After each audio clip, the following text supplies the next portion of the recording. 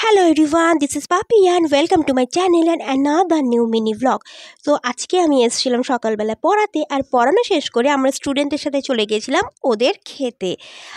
তো এটা হচ্ছে আমার স্টুডেন্ট পৃথা। আজকে ওদের খেতে এসেছিলাম দেখতে, খেতে এত সুন্দর লেগেছে তাই তোমাদের সাথেও শেয়ার করলাম। চলো আরও কিছু তোমাদের সাথে শেয়ার করছি।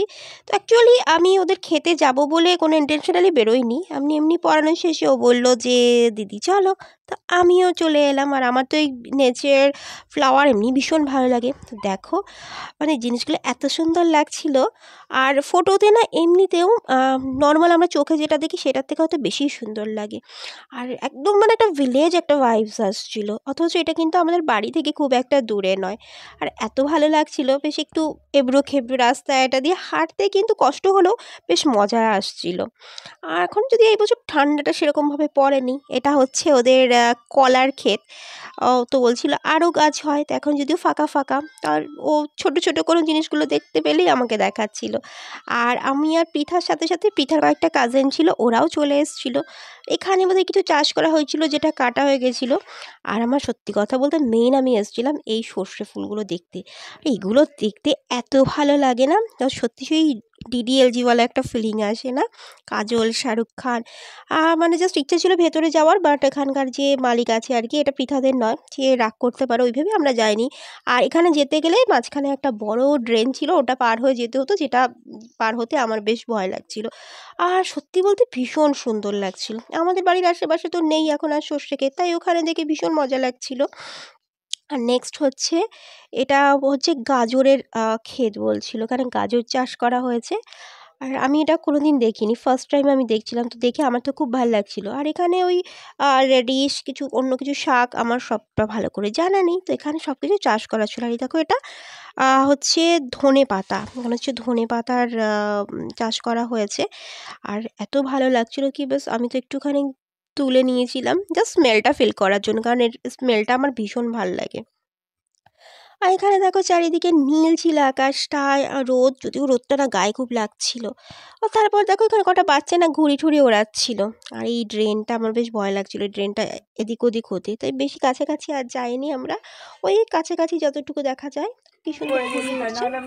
তো ব্যাস এইসব দেখে আমি আস্তে আস্তে বাড়ির দিকে চলে এলাম। আস্তে আস্তে আর পিঠাদের আর একটা ছোট একটা ক্ষেত ওখানে দেখাচ্ছিল পিঠা, ওখানে কলিফ্লাওয়ার হয়েছে, ফুলকপি। তো ছোট একটা ফুলকপি হয়ে আছে, ওটা দেখানোর জন্য আমাকে এখানে নিয়ে এসেছিল। আর সত্যি কিউট লাগছিল দেখতে। আর এখানে কিউট লাগে, দেখো নিচে দিয়ে আরো শাক আছে দেখো বেরিয়েছে। আর এখানে আমি সত্যি বলতে কনভারসেশনটা আমি কাট করিনি, ইচ্ছা করি একটা আনফিল্টার্ড কনভারসেশন আমি রেখে দিয়েছি। ওয়াও, কত শাক হয়ে রয়েছে এখানে, তো বেগুন গাছ। আর দেখো আমি বাড়ি চলে এসেছি আর তোমাদের সাথে শেয়ার করছি একটা ইন্টারনেট রেসিপি। তো একটা টমেটো দেখতে পেয়ে না আমার খুব ইচ্ছে করলো টমেটোটাকে পোড়া খাওয়ার। অ্যাকচুয়ালি ইন্টারনেটে না এই রেসিপিটা ভীষণ ভাইরাল। আর আমাদের তো কাঠের উনুন আছেই, এর প্রিভিয়াস ব্লগে দেখিয়েছিলাম। তো মার মোটামুটি এখানে উনুনটা কী জন্য জ্বালিয়েছিল জানি না, তো ওই উনুনে একটু আগুন চেখে আমি একটা টমেটোকে ওখানে পোড়া দিয়ে দিয়েছি। তো ওখানে কিছুক্ষণ মানে পোড়া হওয়ার জন্য রেখে দিয়েছিলাম। তারপরেই দেখো মাসি ওটাকে বার করে দিয়েছে, কারণ আমার পক্ষে না ওটা বের করা সম্ভব নয়। আর এটাকে হচ্ছে ছাড়িয়ে নিয়ে একটু রসুন পুড়িয়ে একটু লঙ্কা পুড়িয়ে মানে এটাকে মাখলে না একটু ধনে পাতা দিয়ে পেঁয়াজ দিলে জাস্ট অসম লাগে, ভাত বা রুটি সব কিছুর সাথে কিন্তু এটা ভীষণ ভালো লাগে। যদিও আমি এখানে পেঁয়াজও দিইনি, ধনে পাতা ছিল না, পিঠাদের ক্ষেত থেকে তুলে আনলে বোধহয় বেটার হতো। তো দেখো তারপর এটাকে একটুখানি মেখে নিয়ে মানে কীরকম টেস্ট হবে তাই কেউ সাহস পাচ্ছিল না, তাই বললাম ঠিক আছে চলো আমি একাই বানাচ্ছি, একাই খেয়ে নিচ্ছি। একটুখানি কাঁচা সর্ষের তেল, দেখো একটু রসুন আর কাঁচা মানে লঙ্কা, এটাকে পুড়িয়ে জাস্ট এর মধ্যে দেওয়া হয়েছিল, দিয়ে এটাকে মাখা হচ্ছিল। আর সত্যি খুব ভালো, তোমরা একটু ট্রাই করে দেখতে পারো। আর ব্লগটা ভালো লাগলে একটা লাইক কমেন্ট করো, নতুন হলে কিন্তু চ্যানেলটাকে সাবস্ক্রাইব করো। ভালো থেকো, সুস্থ থেকো, টাটা।